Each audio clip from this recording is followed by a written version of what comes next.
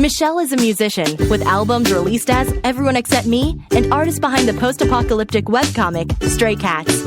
She's kind, a bit shy, and furiously creative. Henrique is a filmmaker with over 24 films and TV shows as producer, director, and occasionally host. He also released a couple of music albums. He's bombastic, larger than life, and tenacious almost to a fault. Together, they've been best friends for a decade. This show is awkward. So you had, I think I could say had, a shitty shoulder? I don't know if had it. Yeah, but yeah. Is it still shitty? Well, I mean, it's not like it got better. It just got things in it to make it not do bad things anymore.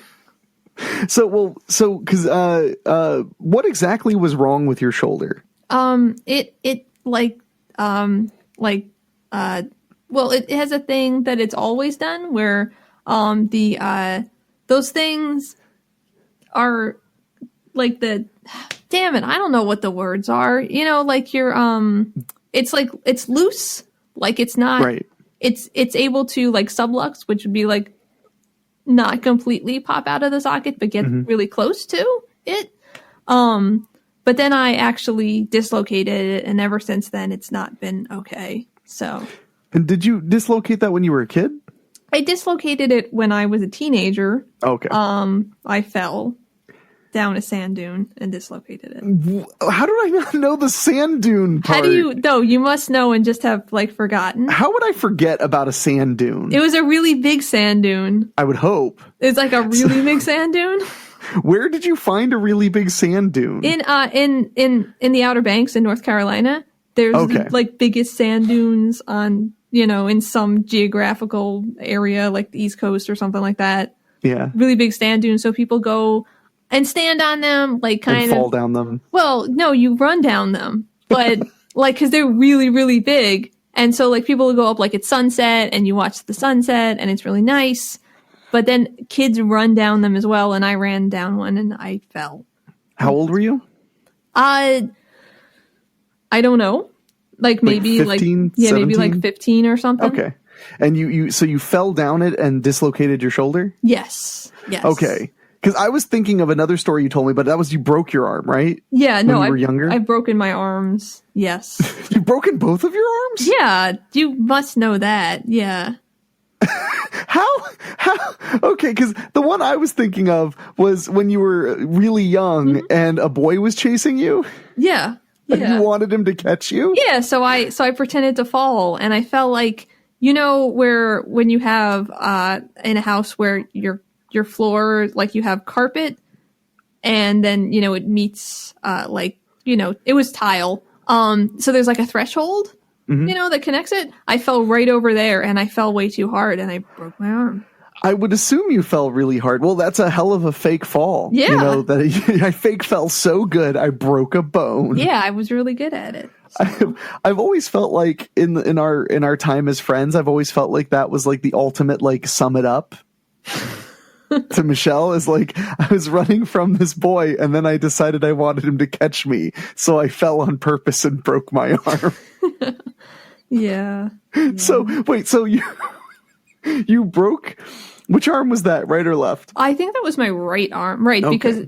Because my left arm was a bigger deal, so I broke it when I was older. Yeah, because I'm left-handed. Well, when you broke your right arm, your mom thought that you were complaining, right? Yeah, yeah. I don't know. You cried a lot? Yeah, I don't know how much you want to go into this, but I cried a lot as a kid. And whenever I like hurt myself even a little bit, I acted like it was the end of the world. But I was a little kid, and I still think everything is not ever going to get better. So I understand that. So I just was like hysterical, and everyone was like, Michelle, like, you gotta calm down. And I was like, I'm in terrible pain. Except probably not that expressive. No, or that calmly put. Yeah. So it took a while before they were like, oh, okay. Like there's a real issue here. And we went to the hospital. So see, all the mine's much less entertainingly extreme. My mother used to cut my hair to save money because she went to beauty school for a year. So it was very easy for her to give you a haircut. And she was using the buzzer on my hair, and I kept screaming out in pain. Like, ow, ow. And my mom was like, oh, calm down. Like, I know you don't want your hair cut, but we got to cut your hair. And I was like, ow, ow. And she was like, it doesn't hurt. And then all of a sudden she was like, why isn't any hair coming off? She was dragging a not moving razor through my hair and just pulling hair right out of my scalp. It's terrible. Out of my like 7-year-old scalp. And I'm trying not to cry, but I'm literally sitting going like, Mom, you're hurting me. Mom, you are hurting me.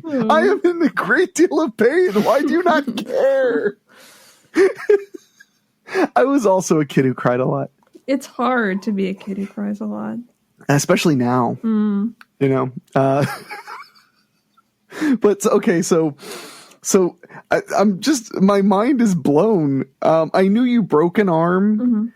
And I knew that I did start to confuse it a little bit because now at first I was like, oh wait, no, you broke your arm. That wasn't the first time you dislocated it. Right.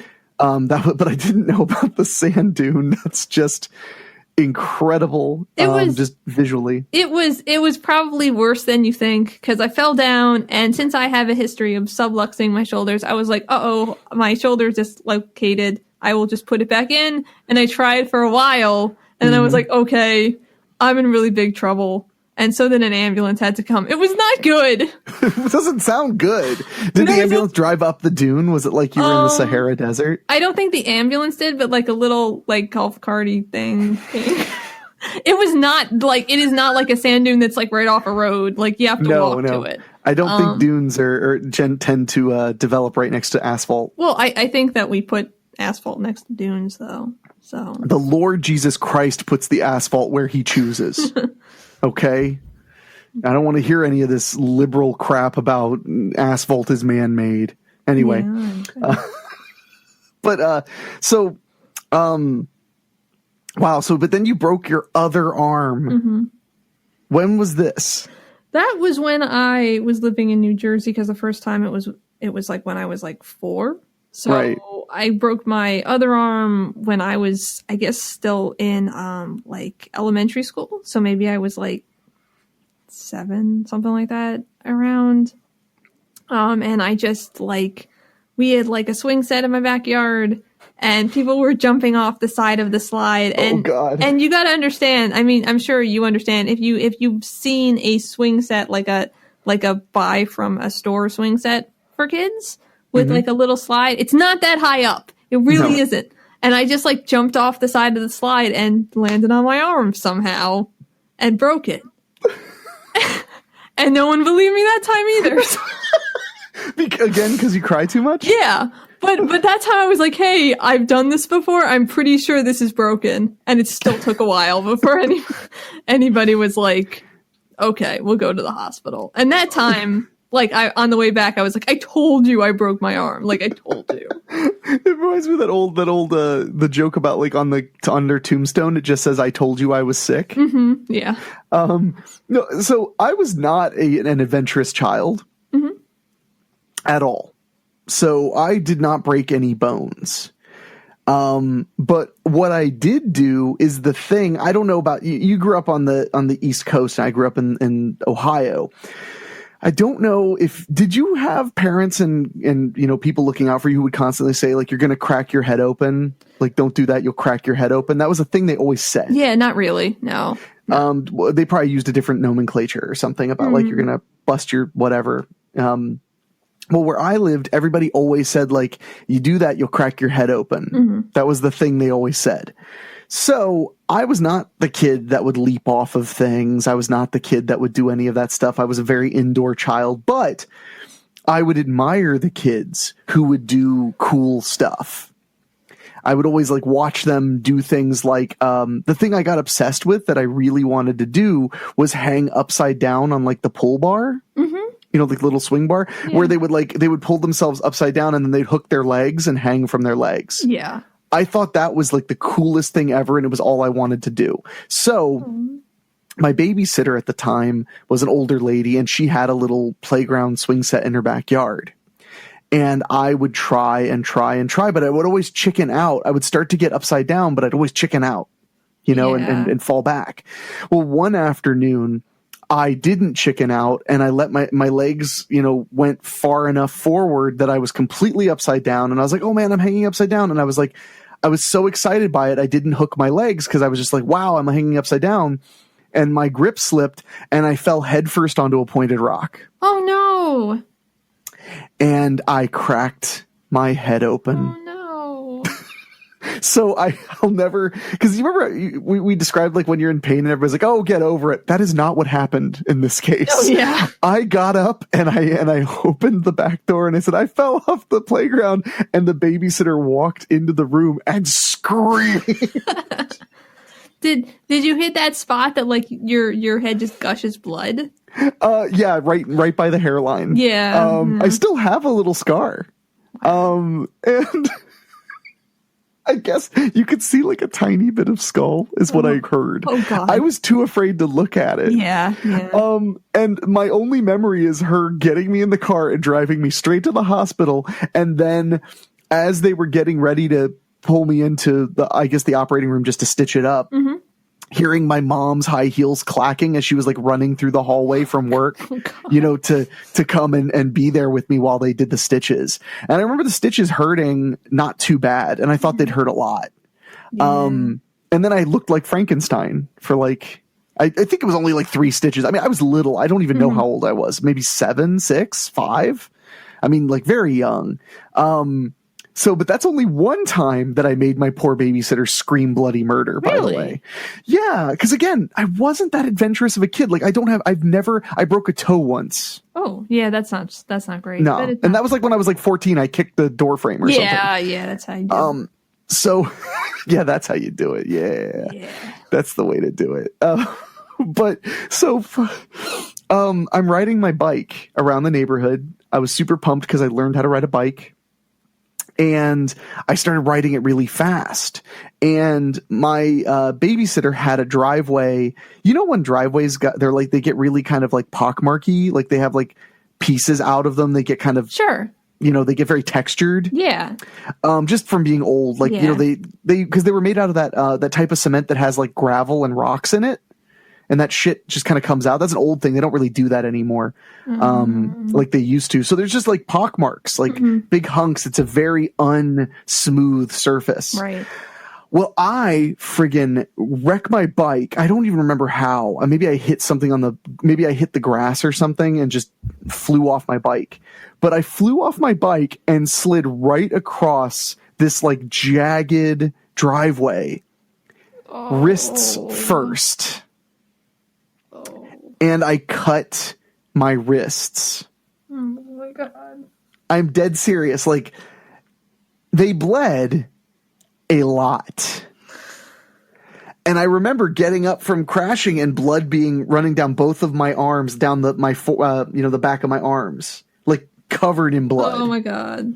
So I walk up to the door and I knock on the door as I fell off my bike, and she screams. Oh God. Screams bloody murder. And then she calms down. I mean, she was a good babysitter. She calms down, goes and gets a towel, wipes them off, and realizes the cuts are not very big. Okay. And she, bandages me up. And I don't think she ever told my mother what a horror story it was, because I remember when she came to get me, she didn't seem freaked out or anything. It was just like, oh, you just like scuffed your arms really bad, wrecking your bike. Like, be more careful. Yeah. And all I was thinking was like, man, if mom had seen that, she would have screamed. Like, it was gruesome, dude. It was so bad. But after that, I really never did anything of note as a child. I was not a particularly risk-taking child. Just at all. Just not who I am as a kid. And now I'm 33, so I'm a lot more like, this is the time to blow your knees out, and that's a problem forever. Yeah. So I'm not jumping off of things too often. I'm an indoor kid. So you fall down a sand dune when you're like 17, right? And you dislocate your shoulder, and you can't pop it back in. Yes. I dislocated, my knee used to dislocate. I have a problem with my right knee. And I remember the one time I couldn't pop it back together, at least not for a while. It took me about 15 minutes to get it to back together. It was really horrible. Wow. I ended up putting my hand on the spot where I could feel the bones were wrong, and tapping my leg really hard, like with my fist, like a mallet. Wow. And it just kind of on one of the taps, it just kind of got it where it needed to be. And it all came back together, and then it just swole up like twice the size. Oh, God. That was a good time. That was when I had an infected tailbone, too. So I was being instructed to ice my knee and heat my tailbone at the same time. Wow. Yeah, so I was just laying in my living room with an ice pack on my leg and a heat pack on my ass and thinking, this is 22. I'm so glad I made it this far. So you dislocate your shoulder. How you dislocated it several other times? Yes. Yeah. So what was the next time you dislocated your shoulder? So the next time I dislocated my shoulder was, I guess, in the weird span in between when I was living like at college and when I was like in an apartment. So like I was at home at my parents' house, and I don't know what happened. I just woke up and dislocated it while I was sleeping. And what's the pain like? Sorry, I'm just having flashbacks. Well, it's not like we're dredging up any literal trauma. Yeah, no, it's okay. It's fine. It's like I guess like a kind of sharp, like, hey, your shoulder's out of place pain, and then like a pain. Like it's more like, wow, this is wrong. If you've ever if you break a like major bone, it's a different kind of pain. There's like a very specific bone pain, and it just like hangs out there. Like with dislocations, you can kind of like it like hurts all the time, but like it'll hurt more if you try to like move it or something, obviously, than when it's still kind of this terrible pain all of the time. Yeah. I don't know how to describe it. It is not fun. You tried your best, and I think you got it across pretty well. So you wake up, and this is not the first time that you were going to tell us about waking up and your shoulder's dislocated. Yeah. So you must have fascinating dreams. Oh, I don't. But of just like shoulder tackling people and stuff. Yeah, that must be what's happening. It must be. The problem is I did, and I just don't anymore, even though I probably could now since everything is all like screwed together in there. I used to sleep on my left shoulder, like with my arm up. And so what had happened is I had just moved in a specific way, and just it had shifted out of place. Yeah. Yeah. Oof. So that was rough. So did you just pop it back in place, or did you have to go to the hospital? No. When it's like when it's a full dislocation and not like a sublux, it's out of place. Like you need somebody to put it back in. And do I think if I was like a doctor, maybe I could have figured it out, with help. Yeah. But it is extremely painful to move at that point. And also, like, not very possible. And also, I risk the possibility of actually breaking one of the bones around it. That's a really good point. I am very, very lucky that in all the times I dislocated my shoulder, I didn't break a bone. Like, they always did x-rays to make sure that I hadn't broke something. But it makes me think of Mel Gibson. And did you ever see Lethal Weapon?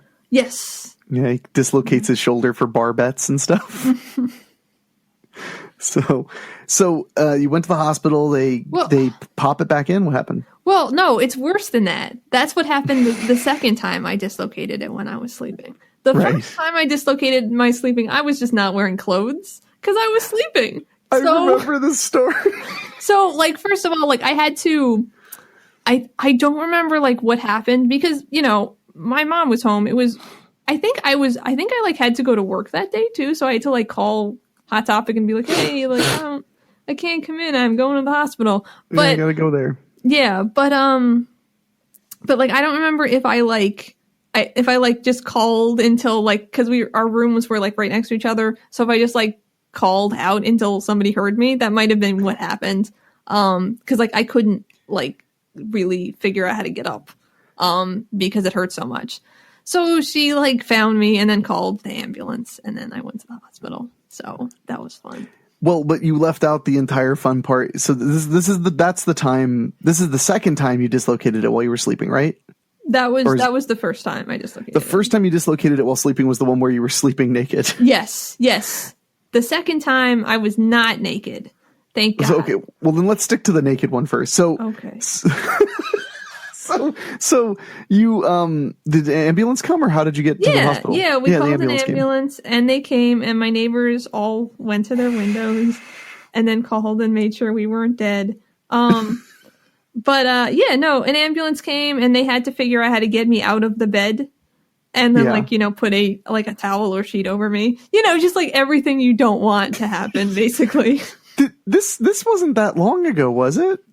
It was, I believe, during our friendship, but it was. Yeah, because I remember hearing about it. Yeah, it definitely happened when we knew each other, but it was a while ago.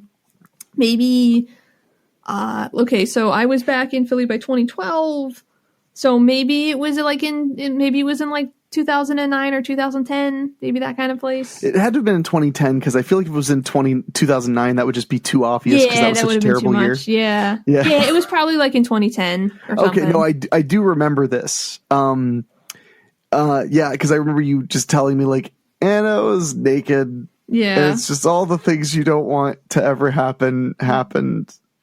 But I'm sure everybody was super professional and super kind. Totally. Everybody was nice. I don't really love the hospital that I went to. It's really hard to be in an emergency room when you're in extreme pain and everyone's like, okay, in like 5 hours we'll get to you.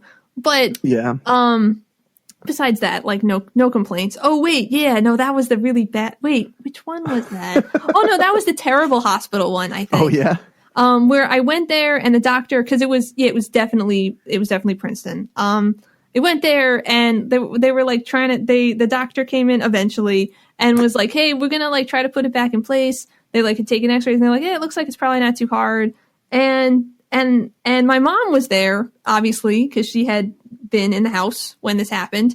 And, she was like, and I'm like in a lot of pain and not like saying stuff. So she's like, are you like going to give her like something for the pain first? And they were like, we're just going to try to put it back in place. It would take an extra like bunch of time. And I was like, I don't know. So I was like upset. And my mom was like, can you like give her something? And then they like accused my mom of like trying to get you a fix. No, not in that capacity at all. But trying to overstep her boundaries kind of thing. Oh, okay. And she was like just trying to help me. I would say so. Yeah, and the doctor was just a total asshole. So it was like not a good experience. Like I just assume that doctor has never dislocated anything before because it is incredibly painful. And the idea of having somebody try to put it back, like I wouldn't have let them like muscularly. I probably would have locked up. And they would have had to give me something anyway. They like just didn't want to like give me like an IV and then have to wait like a half hour, an hour. Like, come on, it's already been like 5 hours. Like, now you care that I'm here. So they ended up giving you pain medicine then? Yes. What did they give you? Do you remember? Oh, I don't know. Whatever you give to me, and then fix my shoulder, and then I cry like that one. So then the second time as an adult that you dislocated your shoulder. That was right before I came to visit you, wasn't it? Yes, it was. Yeah, it was weird timing. Yeah, because I was going to come and visit you and we were going to hang out. And then all of a sudden you were like, so I dislocated my shoulder. It was like a Thursday or a Wednesday night or something like that, I think. Because I was going to visit you on Sunday and hang out for a couple of days. Yes. Oh, and I remember they were both in April. Wait, they were both like right before my birthday. Both times. And that one was in 2017. Yes. Because I was in town. Yeah. I was on the East Coast for the Chiller Theater show, which I used to do every year, April and October. So, right. And I remember, so you were like, so since all this happened, like, I'm at my mom's, but you're welcome to come and hang out at my mom's. And I hung out with you and hung out with your mom and stuff. So it wasn't that big a deal to just kind of detour to Jersey instead of Philly. But I'll never forget. Speaking of things that sum up you so well, would probably be you were in a lot of pain. Even as you were, because you were recovering, and you were also weighing the options about getting surgery. Yeah, and so you were very stressed out and in a lot of pain. And I remember sitting at a kitchen table with you. and you were in so much pain. I just didn't know what to do. You were so upset and everything. So I just, I did what any good friend would do, which is I said, "You're not even hurting, Michelle. Stop crying." No, I'm just kidding. But no, so I just literally was like, would it help if I held your hand? Because I just was trying to think of like, what are things that people do to help people? And you were like, I don't know, which is kind of the classic Michelle response. So I held your hand and I said, like, it's going to be okay. And you just looked up at me and said, this must be terrible for you. Yeah. And it was. It wasn't terrible. I mean, it was terrible to see you in so much pain and suffering so much, but it wasn't terrible to hold your hand. It's okay. It's okay that it was. So after that, word started coming down that you were going to be getting that surgery in the summer. Mm-hmm. Pretty soon, like 3 months later. Yeah, I think it was in June or something like that. And I remember because I came out and helped you out during your second week of recovery. I think it was. Yeah, because the first week you had to like it was all convalescing, I would guess, for the most part. What was that first week like?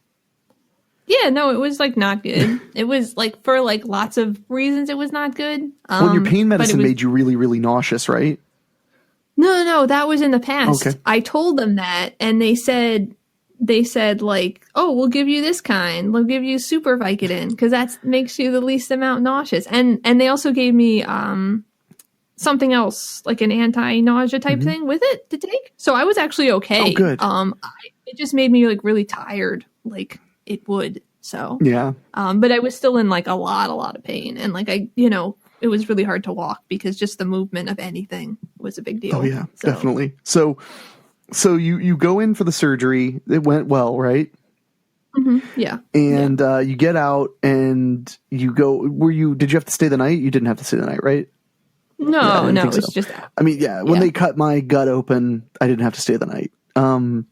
So you go home with your mom and you just kind of lay around for a few days. Yeah. And then, because then I think it was like the seventh day was when your mom brought you home, and then just basically passed you to me.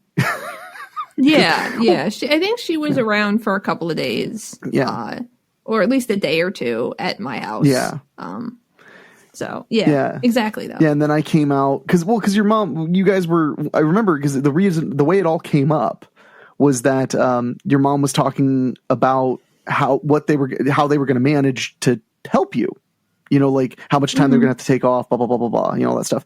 And that's when I was like, well, I make my own schedule. Like I could just come out for a week. I don't mind. And then you tried to talk me out of it for basically forever. Yeah, it still would have been okay if you didn't. Well, do you remember? I think it was like the day or two before your surgery. I was just like, I need you to just say if you would rather me not come, because otherwise I'm happy to come and help you unless you just legitimately don't want me to come and help. And you kind of sort of almost admitted that it would be nice if I came and helped you. Yeah. And then I stayed with you, for 6 or 7 days, something like that, and made you watch all the Nightmare on Elm Street movies. Yeah. So, which you ended up enjoying quite a bit. So that was, I like. I really enjoyed you giving your opinion at the end of each one. How you were like, when part 5 was over, you're like, that one wasn't so good, and then when part 6 was over, you're like, what the fuck was that? Yeah. But every day, although you were very nihilistic about it, every day I noticed you were like a little bit more limber and a little bit more able to get around than the day before. So your recovery, I thought, went pretty smoothly. I mean, I guess so. So, and you said they put pins in you? Yeah, I don't know anymore. There's something. I think they just put a new thing in there, just holds it in. Just some Loctite. I don't know. So hopefully it just stays there now, mostly. But I still don't sleep the way I'd like to sleep because I'm... Did you ask your doctor if you could sleep like that? No, because they would have said yes. There's no reason that they would have been like, no, don't worry. You know, like they would have been like, I don't know about that. No, because they fixed me, but it's just too late at this point, and I just can't do the thing where I wake up and I'm like, okay, I guess I have to call an ambulance. It was really hard the second time because I had to get downstairs because I was living alone. God. I had to like get downstairs and I had to figure out how to unlock the door, which was really hard. So like, I just don't want to do that again. Shit, dude, that's awful. Yeah, it was pretty bad. So. Oh man. Yeah. So, but one of the things I did make you suffer through during your recovery was we finally went to Centralia, Pennsylvania, right. The town on fire, the legendary town where the coal mine caught on fire. So they tried to move everybody out because, you know, that's dangerous. And that was fun, especially because we had to hike and stuff and you were recovering from surgery. Yeah, that was a thing. But and I can only imagine how much fun it was to have me just being like an unrepentant Pollyanna every morning while you were in like a lot of pain and discomfort. And I'm just like, good morning, Michelle. How are you? And you're like, and I'm like, well, I'm going to make us some breakfast. So it was good to have you. Wow, that may be the first time. No, you've thanked me many times. Actually. No, you did. No, it's just anybody listening to this hears the way you are. You know. I don't know. No, I mean just that you know, you're kind of apprehensive about everything to some extent. But no, I'm glad I was able to do that. That was honestly like one of the best experiences of my life since being self-employed, was being able to just drop everything and come out and help a friend in a way that, you know, you don't often get the ability to do that. You know, you don't often get the ability to just say, you know what, I'm just going to go away for 7 days because a friend of mine isn't feeling so good. Usually you can't pull that off in a regular everyday job. So, especially because you live like 9 hours away. So it's like, it has to be a whole thing. It can't just be, you know, it can't just be a quick trip. You know, It's not like you live 2.5 hours away. And I'm just like, I'll just go down for the weekend and make sure you're all right. It's a big commitment. So, but, well, do you experience much discomfort in your shoulder, or does it feel kind of like it's your shoulder? It basically feels like my shoulder. I don't think I got my full range of motion back, but it's pretty close. Like, it's not noticeable. There was like one time in recent memory where I was reaching for something and I was like, I don't actually think I have all of my range of motion back. But in general, it's not a big deal. No one would notice. No one. And you can still play the piano? Yeah, I play really good piano. No, I don't play piano at all. Do you ever like go to a sporting goods store and you see a baseball and you're like, I'll never make it. I'll never be in the big leagues. Yeah, I mean, just sometimes. Not too often? Like, you know, like once a month. Okay. Do you ever go to the sporting goods store and you just see like the little kid like playing with the bat and you just go, I was you once? Yeah. No, I don't, but I don't say that to them. I just think it. Oh. But you look at them like you're saying it to them, so they're very upset and scared. Yes, exactly, very confused. Their parents just kind of grab them away. So. Thanks for listening. You can email us at thisshowis awkward@gmail.com or go to awkwardshow.com or whatever. See you next time.